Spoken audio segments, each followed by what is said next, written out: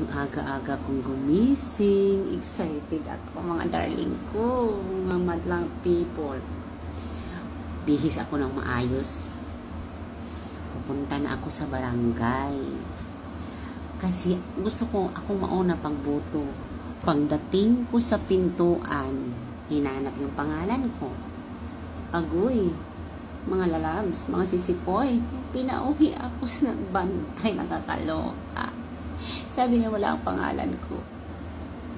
Alala ko tuloy, hindi pala ako makaboto.